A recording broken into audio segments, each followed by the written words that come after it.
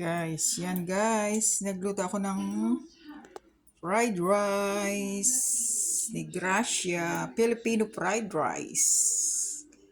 Yan guys, ang aking fried rice. Masarap to guys. Yan, ang aking fried rice. Mamaya guys, ilalagay ko na lang kung anong ingredients niya sa baba.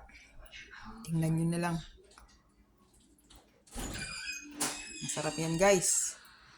Ang aking lunch tomorrow sa work.